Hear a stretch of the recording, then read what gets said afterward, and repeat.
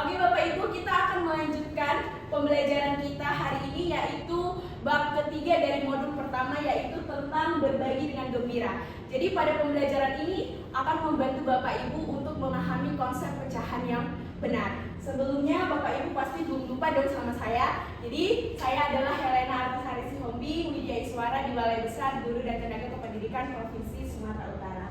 Jadi Bapak Ibu, adapun indikator hasil belajar yang akan kita capai pada hari ini, yaitu melalui kegiatan eksplorasi konten, simulasi aktivitas, dan diskusi pembelajaran modul, peserta mampu menjelaskan konsep pecahan dengan benar. Jadi dari sini kita akan melihat bagaimana pemikiran murid, menganalisis pemikiran murid sebagai hasil kerja nyata di kelas. Kemudian dari hasil itu kita akan menemukan miskonsepsi yang mungkin muncul ketika Bapak Ibu guru mengajarkan konsep pecahan di kelas. Dan dari miskonsepsi yang terjadi itu kita akan melihat bagaimana rencana tindak lanjut yang benar. Seperti itu ya Bapak Ibu. Kemudian selanjutnya Bapak Ibu boleh scan Mentimeter dan berikan satu kata apa yang Bapak Ibu pikirkan ketika mengajarkan pecahan kepada murid. Baik. Sudah diketikkan ya Bapak Ibu? Sudah Ibu.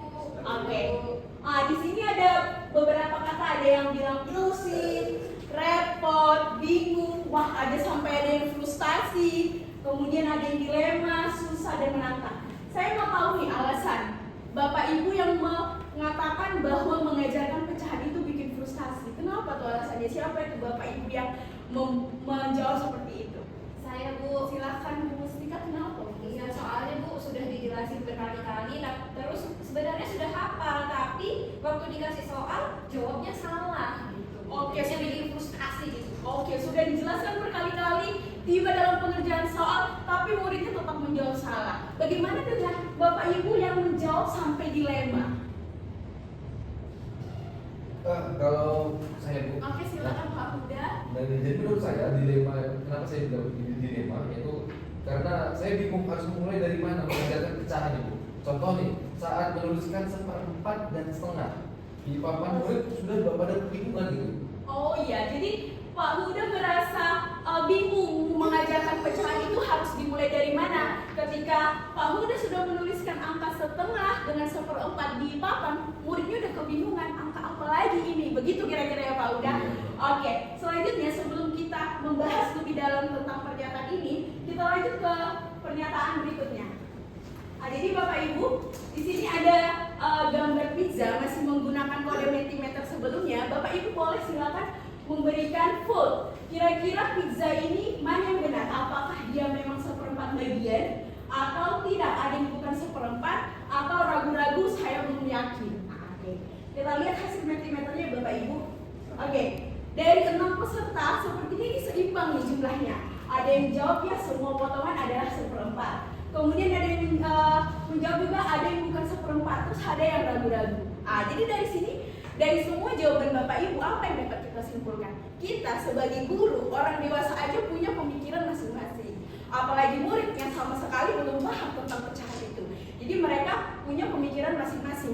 Sama dengan kita balik ke pernyataan sebelumnya. Kenapa sampai ada yang frustasi? Kenapa gurunya sampai ada yang merasa dilema? Merasa kalau pecahan itu sulit? Itu karena apa? Si guru mungkin masih mengajarkan pecahan itu menggunakan konsep hafalan. Jadi di sini Bapak Ibu, kita akan belajar bersama bagaimana kita mengajarkan pecahan itu dengan alur gembira. Jadi alur gembira itu terdiri dari gali dan eksplorasi. Gali dan eksplorasi itu artinya si guru itu membawakan konteks yang nyata relevan dengan murid.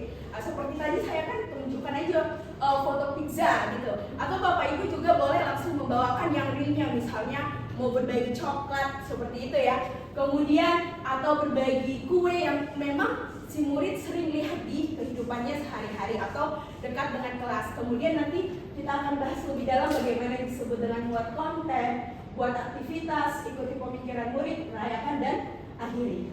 Baik Bapak Ibu, selanjutnya Bapak Ibu, saya kan sudah membagikan kertas origami. Oke, selanjutnya Bapak Ibu boleh melipat origaminya menjadi 2 bagian. Dibagi 2 bagian. Oke, kemudian Bapak Ibu boleh arsir 1 bagian. Oke, diarsip satu bagian. Selanjutnya, kertas origami yang satu lagi boleh Bapak Ibu bagi menjadi 4 bagian, ya kan? Sesudahnya, Bapak Ibu boleh arsip satu bagian lagi. Ya. Oke, jadi dari sini apa yang dapat kita lihat Bapak Ibu? Dari origami tadi yang kita bagi menjadi 2, kemudian kita arsip satu bagian, itu dituliskan menjadi setengah.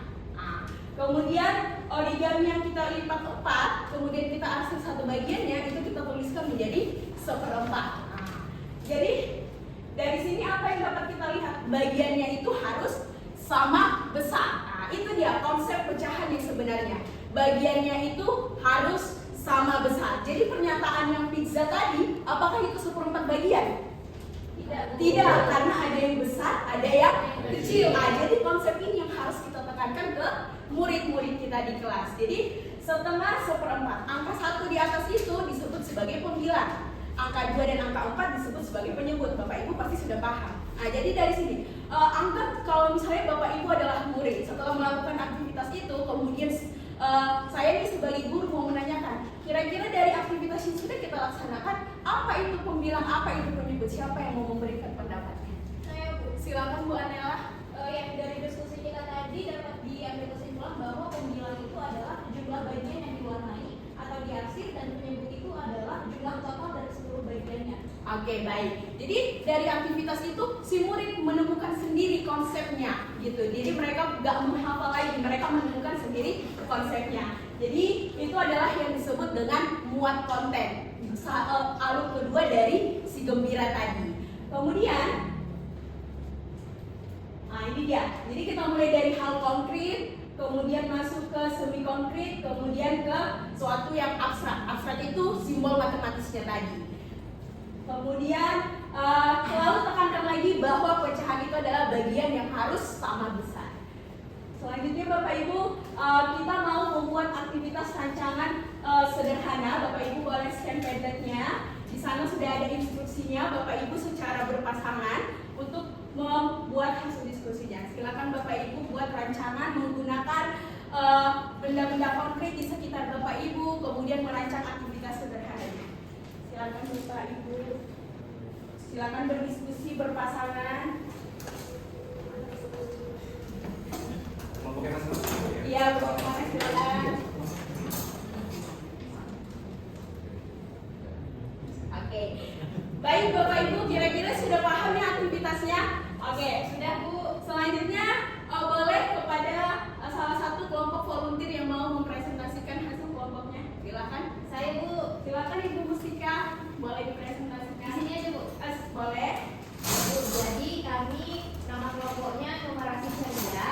Judul aktivitasnya kue untuk 4 teman. Jadi bendanya itu pakai kue atau juga bisa brownies, intinya kue. Kemudian aktivitasnya adalah pertama kita tunjukkan dulu satu kue utuh, kemudian siswanya itu atau murid diminta untuk membaginya buat 4 orang temannya. Nah setelah itu hasil potongan anak-anak itu kita tampilkan. Ternyata ada 2 hasil pembagian, karena biasanya kalau anak-anak ada yang lebih besar, ada yang lebih kecil, begitu kan? Nah kita tunjukkan mana yang sama besar dan tidak sama besar. Kemudian anak-anak memilih pembagiannya yang benar, terus menjelaskan alasannya. Begitu. Baik, terima kasih Bu Mustika. Boleh berikan tepuk tangan kepada Bu Mustika.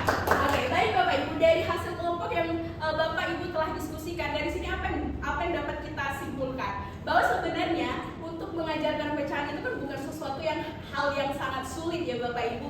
Jadi kita bisa menggunakan benda-benda konkret yang ada di sekitar kita. Dan juga sebenarnya itu yang paling penting di sini bukan soal seberapa mahal media yang kita gunakan, tapi bagaimana pengalaman murid tersebut menemukan konsepnya sendiri. Mereka melakukan sendiri, mereka excited gitulah ketika melakukan suatu aktivitas. Begitu ya Bapak Ibu. Kemudian setelah tadi kita sudah masuk ke muat konten, Bapak Ibu sudah membuat aktivitas gitu ya, bagian dari alur gembira itu kan buat aktivitas Bapak Ibu sebagai guru. Kalau misalnya buat aktivitas sebagai untuk contoh ke murid, dapat menggunakan contoh seperti ini untuk penguatan konsepnya tadi. Ada juga contoh yang ini. Oke, selanjutnya kita akan masuk ke ikuti pemikiran murid, tapi sebelumnya ada yang mau ditanyakan Bapak Ibu? Oke, silakan Pak Rocky. Iya Bu, kalau misalkan kita sudah merancang aktivitas aktivitasnya itu semenarik mungkin. Apakah bisa menjadi tolak ukur untuk memastikan murid itu benar-benar memahami konsep pecahan? Oke, siap.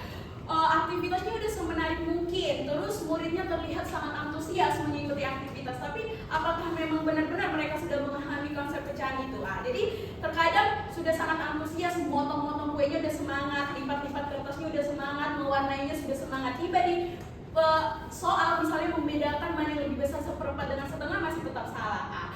Jadi inilah yang akan kita pelajari selanjutnya, yaitu ada tahapan ikuti pemikiran murid. Jadi pada tahapan ikuti pemikiran murid ini Bapak Ibu, kita nggak boleh langsung mengatakan jawaban salah benar.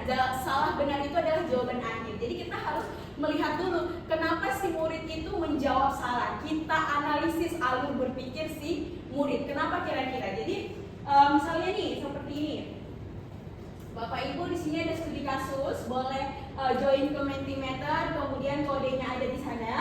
Kemudian ada kasus. Lili mengatakan kalau kasus Lili itu mengatakan seperempat lebih besar daripada setengah karena 4 lebih besar dari 2. Jadi kira-kira apa nih miskonsepsinya? Bapak Ibu sudah jawab ya. Miskonsepsinya nih murid menganggap semakin besar penyebut semakin besar nilainya. Kemudian ada juga murid melihat angka 4 lebih besar daripada angka 2. Jadi apa tindak lanjut yang kita lakukan? Boleh kita tunjukkan lagi aktivitas melipat kertas tadi. Kita tunjukkan kepada muridnya yang mana yang setengah, yang mana yang seperempat. Jadi mereka bisa melihat, mereka bisa menyimpulkan sendiri. Seperti itu ya Bapak Ibu. Kemudian ada yang kasus kedua, boleh Bapak Ibu silakan diketikkan jawabannya di Mentimeternya.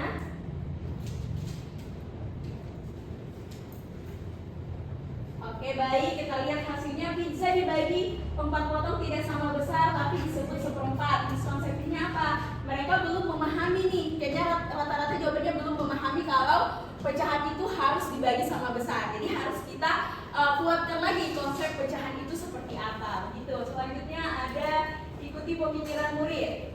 Yang kasus yang ketiga, membandingkan bagian kue dengan menghitung jumlah potongan, bukan ukurannya. Ini hampir sama dengan kasus yang pertama ya Bapak Ibu. Jadi mungkin mereka melihat dari penyebutnya aja.